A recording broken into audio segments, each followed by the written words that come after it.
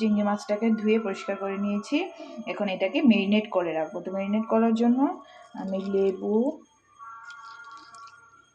ভালো করে একটু লেবুর রস ও একটু নুন,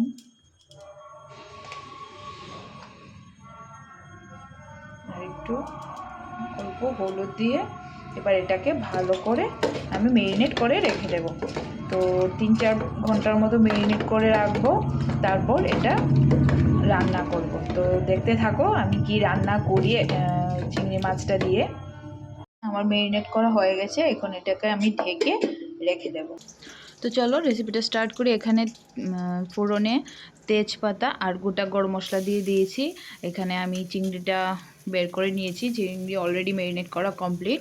তো এখানে আমি বলে দিই গরম মানে আস্তা গরম মশলা কী কী দিয়েছি। এলাচ, লং, দারচিনি এগুলো দিয়েছি। তারপর অনিয়ন চপ করে রেখেছিলাম, ওইটাও দিয়ে দিয়েছি। এবার আদা রসুন পেস্ট দিয়ে দিয়েছি। ঠিক আছে, এবার এটাকে ভালো করে একটু ভেজে নেব। তারপর দিয়ে দিলাম টমেটো কুচি, কারণ গ্রেভিটা একটু তো এগুলো দিয়ে হবে, এক্সট্রা কিছু দেব না। তো সেই জন্য একটু টমেটো দিয়েছি, তোমরা না দিলেও পারো। আর এখানে জিরে গুঁড়ো, ধনে গুঁড়ো, লবণ আর দিয়েছি হলুদ, বাস এইটুকুই মশলা, এক্সট্রা আর কিছু দেব না। এবার এই মশলাটা হচ্ছে ভাজা গরম মশলা, এটা আমি ঘরে রেডি করে রাখি। ওই ভাজা গরম মশলাটা আমার ভিডিওতে আছে, তোমরা দেখতে চাইলে দেখতে পারো, আছে ওই ভাজা গরম মশলাটা কী কী দিয়ে আমি বানাই। ঠিক আছে, এবার আমার মেরিনেট করা চিংড়িগুলো দিয়ে দিয়েছি আর 2-3 মিনিটের জন্য ঢেকে রেখেছিলাম।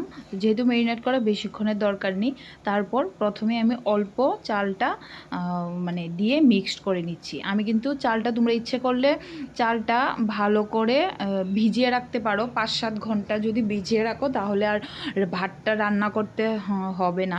এরকম করে অল্প অল্প করে মিক্সড করে ঢেকে দিলেই মানে ভাপে ভাপে হয়ে যাবে। আর যদি মনে করো যে বেশিক্ষণ টাইম নেই হাতে, তাহলে চটজলদি চালটাকে হাফ বয়েল করে নেবে, মানে মোটামুটি 80% বয়েল করে তারপর তোমরা মিক্সড করে নিতে পারো। তো আমি চালটার উপরে হালকা বেরেস্তা দিয়েছি, অল্প একটু ঘি দিয়েছি, আর এখানে দিয়েছি ধনেপাতা আর পুদিনা পাতা কুচি।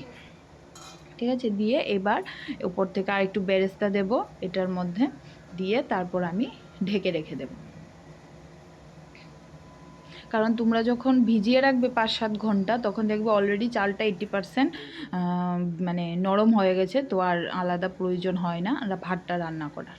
উপর থেকে একটু ঘিও ছড়িয়ে দিয়েছি আর অল্প একটু কেওড়া জল দিয়েছি, জাস্ট একটা স্মেলের জন্য। আর এখানে যেহেতু আমার কাছে কেশর ছিল না, সেই জন্য দুধের মধ্যে অল্প একটু হলুদ গুলে আমি এটা দিয়ে দিই। সব রেডি, এখন বাস 10 মিনিটসের জন্য ঢেকে দেবো।